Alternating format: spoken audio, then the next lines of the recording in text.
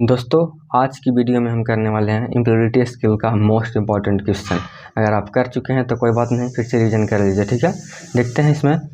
बस इसमें 10 क्वेश्चन करेंगे, 10 में कितना सही होता है अपना जो स्कोर है बताइए कमेंट बॉक्स में। देखते हैं किसका सही होता है ज़्यादा। ठीक है, तो हमारे क्वेश्चन में क्या है कि भूमिका निभाने का कौन सा लाभ नहीं है। तो आपका ऑप्शन क्या है, बिल्ड्स कॉन्फिडेंस यानी कि आत्मविश्वास पैदा करता है, या फिर डेवलप्स लिसनिंग स्किल सुनने का कौशल विकसित करता है, या फिर develops creative problem solving skill, या फिर यानी कि कहने का मतलब रचनात्मक समस्या समाधान कौशल विकसित करता है, या फिर डेवलप्स बोर्डम बोरियत पैदा करता है।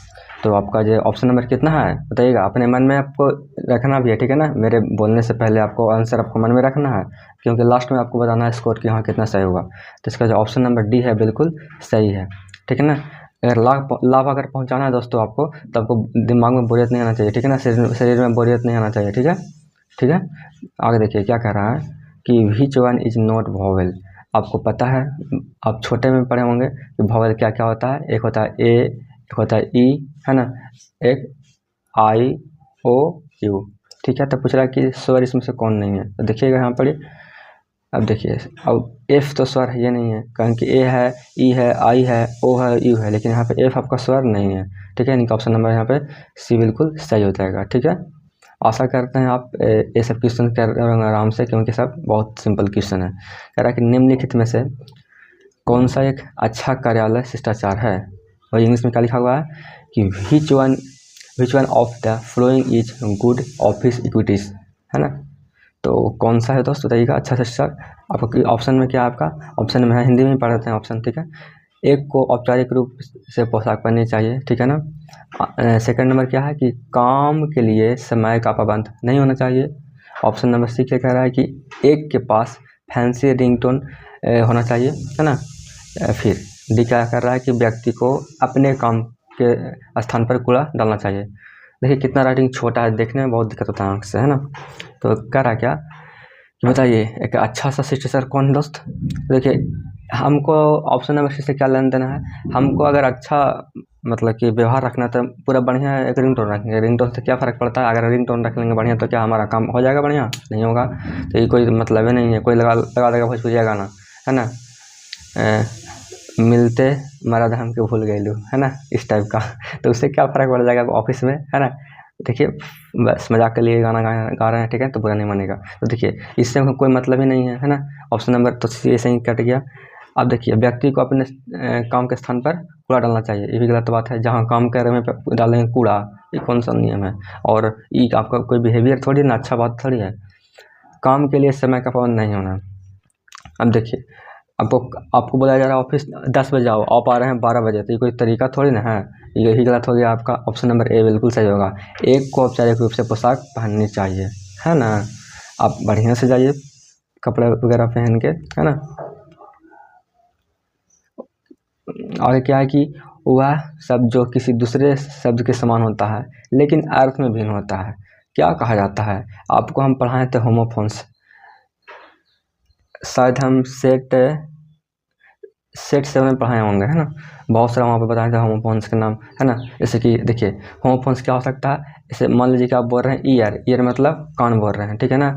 और फिर आप बोल रहे हैं वाई ए आर, ईयर मतलब वर्ष। दोनों का तो जो मतलब बोलने का जो तरीका है दोनों का सेम है, लेकिन इसका मतलब कान होता है, इसका मतलब क्या होता है, वर्ष होता है, साल होता है। तो देखिए, तो बात यही है कि होमोफोन्स जो कि क्या अर्थ में मतलब भिन्न हो रहा है, ठीक है ना। लेकिन अगर क्या कर रहे हैं, उसको बोल रहे हैं तो दोनों सेम निकल रहा है, तो उसको क्या कहते हैं, होमोफोन्स कहते हैं। ऐसे बहुत सारे मतलब कि एग्जाम्पल हैं, बताए थे आपको हम, है ना।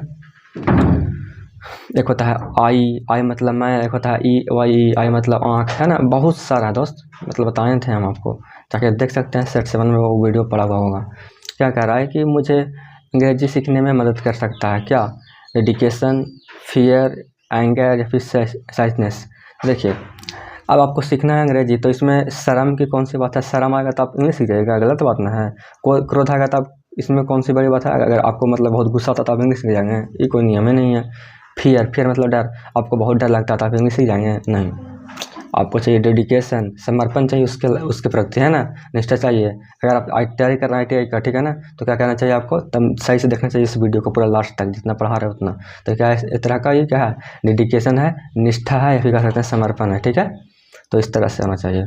आगे क्या है कि निम्नलिखित वाक्य में किस विराम चिन्ह का प्रयोग किया जाना चाहिए, बताइए किया जाना चाहिए। क्वेश्चन में क्या है कि is there any site engineer है, यहाँ पे मतलब पूछा है कि कोई यहाँ पे साइट ऐसा है ना, कोई ऐसा पोर्टल है इंजीनियर के लिए। तो यहाँ पे क्या कर रहा है, जा रहा है, पूछा है ना, कि पूछ रहा है किससे ना, कि इज देयर एनी, मतलब कि ऐसा कुछ है। तो यहाँ पे क्या करेंगे हम, क्वेश्चन मार्क का यूज़ कर लेंगे, ठीक है ना, क्योंकि यहाँ पे पूछा जा रहा है। तो यहाँ पे आपका ऑप्शन नंबर ए बिल्कुल करेक्ट हो जाएगा। कॉमा कहाँ पे यूज करेंगे, जब मतलब कि सेपरेशन चाहिए वहाँ पे कॉमा यूज करेंगे। फुल स्टॉप तो लास्ट में यूज करते ही हैं, लेकिन नॉर्मल सेंटेंस के लिए करते हैं। यहाँ पे एक्सप्लेनेशन, जहाँ पे हम सडन मतलब कि डर लगता है या फिर कुछ अजीब हो जाता है, तब हम लगाते हैं ना एक्सप्लेनेशन, बताए थे आपको, बताए थे।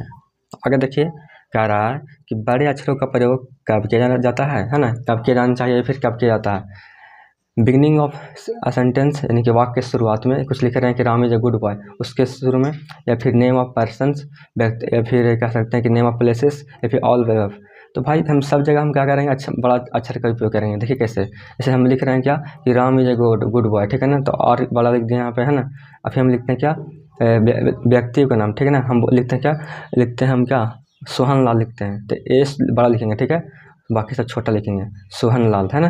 तो व्यक्ति के नाम के पीछे भी क्या कर सकते हैं, यहाँ पे हम सबसे पहले लेटर बड़ा रखेंगे। अब लिख रहे हैं स्थान के नाम, हम लिखते हैं क्या, हम लिखते हैं ताजमहल, तो टी बड़ा हो जाएगा, है ना, तो TAJ हो जाएगा। तो यहाँ पे जब स्थान का नाम लिख रहे हैं तो क्या कर रहे हैं हम, पहला अक्षर क्या कर रहे हैं, बड़ा लिख रहे हैं, ठीक है, यानी कि ऑल कर देंगे, ठीक है। यहाँ पर ऑप्शन बिल्कुल सही है, ठीक है।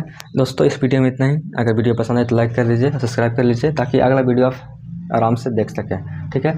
तो ऐसा वीडियो हम लाते रहते हैं, ठीक है। तो मिलते हैं अगले वीडियो में, तब तक के लिए जय हिंद, जय भारत।